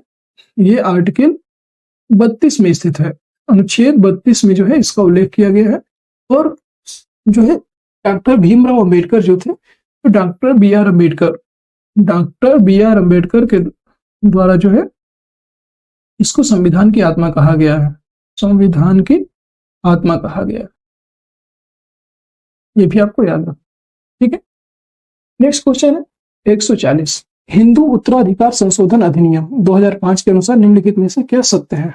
हिंदू उत्तराधिकार संशोधन अधिनियम ये 2005 था, उसमें जो है उल्लिखित है कि पुत्रियों और उनकी माताओं का पारिवारिक संपत्ति में बराबर हिस्सा होता है। एकदम सही, ये हिंदू उत्तराधिकार संशोधन अधिनियम 2005 के अनुसार उल्लिखित है। यही इसका राइट आंसर हो जाएगा। आर्य समाज के अन्याय पर यह अधिनियम लागू नहीं होता, गलत, इसमें भी लागू होता है, इसलिए ये गलत हो जाएगा। परिवार के केवल पुत्रों, ये भी गलत, तो इसका राइट आंसर वही हो जाएगा फर्स्ट। राष्ट्रीय पार्टी की श्रेणी करने के लिए किसी भारतीय राजनीतिक पार्टी को कम से कितने राज्यों से मतों के आधार पर मत प्राप्त करना आवश्यक है? ये बताना है। 3, 4, 5 या उपयुक्त में से एक से अधिक या इनमें से कोई नहीं। तो इसका जो राइट आंसर हो जाएगा वो हो जाएगा राष्ट्रीय दल का जो है दर्जा हासिल करने के लिए आपको 4 राज्यों से मतों के आधार पर मान्यता प्राप्त करना आवश्यक होता है, ठीक है। नेक्स्ट क्वेश्चन है 142, आपातकाल की उद्घोषणा को इसके जारी होने की तारीख से 1 महीने के भीतर निम्नलिखित में से किसके द्वारा अनुमोदित किया जाना चाहिए? आपातकाल की जो उद्घोषणा होती है उसको जो है लोकसभा और राज्यसभा दोनों से जो है आपातकाल की जो उद्घोषणा है उसको लोकसभा और राज्यसभा दोनों से कितने 1 महीने के अंदर अर्थात 30 दिन के भीतर जो है 30 डेज के भीतर जो है इसको अनुमोदित होना चाहिए लोकसभा और राज्यसभा दोनों से, ठीक है। नेक्स्ट क्वेश्चन 143, संसद के किसी सदन की बैठक के लिए न्यूनतम गणपूर्ति कितनी होनी चाहिए? तो संसद के किसी भी सदन जो होती है, कोई भी सदन जो होता है उसकी गणपूर्ति के लिए न्यूनतम सदस्य संख्या होती है आपकी, वो है 1/10। समस्त सदस्य की संख्या का 1/10 जो है न्यूनतम जो है गणपूर्ति होनी चाहिए। और ये संविधान के अनुच्छेद जो है अनुच्छेद आपका 103 जो है इसमें जो है संविधान के अनुच्छेद 103 में जो है इसका उल्लेख किया गया है। इसके अनुसार जो है प्रत्येक सदन का अधिवेशन गठित करने के लिए गणपूर्ति सदन के सदस्यों की कुल संख्या का 1/10 भाग होना चाहिए, ठीक है। नेक्स्ट क्वेश्चन है 144, जनवादी लोकतंत्र की अवधारणा संबंधित है। तो जनवादी लोकतंत्र की अवधारणा किसमें संबंधित है? यह है आपकी लोकतंत्र की मार्क्सवादी अवधारणा से। एकदम सही, जनवादी लोकतंत्र जो है लोकतंत्र की मार्क्सवादी अवधारणा से संबंधित है। लोकतंत्र के विशिष्ट वर्गीय सिद्धांत नहीं, लोकतंत्र के लिए बहुलवादी सिद्धांत ये भी नहीं। जो लोकतंत्र है जनवादी लोकतंत्र की धारणा मार्क्सवादी चिंतन से के साथ जुड़ी हुई है। और मार्क्सवादी का जो है विचार है कि ये उदार लोकतंत्र के अंतर्गत समाज को दो परस्पर विरोधी वर्गों बुर्जुआ और सर्वहारा वर्गों में बांटा रहता है। इसमें जो है बुर्जुआ और सर्वहारा वर्गों में बांटा जाता है और यही इसका मेन उद्देश्य है। 145 नंबर देखेंगे और अभी आपके 145 से लेकर के 150 तक हम क्वेश्चन करेंगे। और देख रहे हैं आज की जो क्लास बहुत ही बेहतरीन चल रही है और आप सभी को बहुत अच्छे से समझ में आ रहे हैं क्वेश्चन। शायद ही अगर आप इतने क्वेश्चन कर लेते ना इतनी समझदारी के साथ तो आपका सिलेक्शन बहुत जल्दी हो सकता है। आई होप कि आप सभी सिलेक्ट हों और तो फिर अच्छा लगेगा हमें भी। कोई बात नहीं, नेक्स्ट क्वेश्चन करते हैं 145। भारतीय संविधान का कौन सा अनुच्छेद राष्ट्रों की परिषद के अध्यक्ष और उपाध्यक्ष को हटाने से संबंधित है? अनुच्छेद 39, अनुच्छेद 92, अनुच्छेद 105। उपयुक्त में से एक से अधिक या उपयुक्त में से कोई नहीं। इसका जो राइट आंसर होगा तो यह है भारतीय संविधान का कौन सा अनुच्छेद बताना है राज्यों की परिषद के अध्यक्ष और उपाध्यक्ष को हटाने से संबंधित है। यह है अनुच्छेद 92। अनुच्छेद 92 जो है इससे संबंधित है। ठीक है, नेक्स्ट क्वेश्चन है भारत के राष्ट्रपति संविधान के किस अनुच्छेद के अंतर्गत मंत्रिमंडल की सलाह मानने को बाध्य है? भारत के जो राष्ट्रपति है तो इसमें जो है संविधान के 74वें संविधान संशोधन में यह उल्लेख किया गया है। 74वां जो संविधान संशोधन है तो इसमें यह उल्लेख किया गया है कि राष्ट्रपति को सहायता और सलाह देने के लिए एक मंत्री परिषद होगी। ठीक है, मंत्री परिषद होगी और उस जो है जिसका प्रधान कौन होता है? मंत्रिपरिषद का प्रधान होता है पीएम। ठीक है, प्रधानमंत्री। ठीक है, पीएम है आपका, सॉरी ये पीएम। ठीक है, उसका प्रधान कौन होगा मंत्रिमंडल का? वो पीएम होगा, प्रधानमंत्री। ठीक है, और राष्ट्रपति अपने कर्तव्य का उपयोग करके ऐसी सलाह के अनुसार कार्य करेगा। मतलब जो मंत्रिमंडल के द्वारा जो सलाह दी जाएगी वो राष्ट्रपति को मानना पड़ेगा। यही 74वें संविधान संशोधन में उल्लिखित है। नेक्स्ट क्वेश्चन है संकटकालीन स्थिति में नागरिकों के मौलिक अधिकार सर्वोच्च न्यायालय की इच्छा पर निर्भर होते हैं? ऐसा तो कोई उल्लेख नहीं है। राष्ट्रपति की इच्छा पर निर्भर होते हैं, ये भी गलत। स्थगित किए जा सकते हैं, एकदम सही। संकटकालीन स्थिति में नागरिकों के मौलिक अधिकार क्या किए जा सकते हैं? स्थगित किए जा सकते हैं। नेक्स्ट क्वेश्चन है भारतीय संविधान के अनुच्छेद 356 का क्या महत्व है? भारतीय संविधान का जो अनुच्छेद 356 है उसका महत्व क्या है ये बताना है। भारतीय संविधान पे जो है 356 है, इसके अंतर्गत किसी राज्य में सशस्त्र विद्रोह होने पर राष्ट्रपति शासन लगाया जा सकता है। ये 356 में उल्लिखित नहीं है। इसके अंतर्गत किसी राज्य में संवैधानिक मशीनरी विफल होने पर राष्ट्रपति शासन लगाया जा सकता है, एकदम सही। अगर जो है संविधान में जो है किसी राज्य में संवैधानिक तंत्र जो है विफल हो जाता है तो वहां पर राष्ट्रपति शासन लगाया जा सकता है। ठीक है, ये इसका राइट आंसर हो जाएगा। Next question 149। इस संवैधानिक संशोधन द्वारा भारत में पंचायती राज व्यवस्था, बहुत इंपॉर्टेंट क्वेश्चन है ये, कि पंचायती राज व्यवस्था को किसमें लागू किया गया था? 72वें संविधान, 73वें संविधान संशोधन या 74वें संविधान संशोधन? उसका जो राइट आंसर है वो है 73वें संविधान संशोधन। जो है 73वें संविधान संशोधन के द्वारा ही जो है ये पंचायती राज व्यवस्था को लागू किया गया था। ठीक है, इसके द्वारा जो है संविधान के भाग 9 में आपको अनुच्छेद 243 में जो है इसका उल्लेख किया गया है। अनुच्छेद 243 में कहां से कहां तक है? ये अनुच्छेद 243 में आपका स्थित है जो है का से लेकर के अड़ा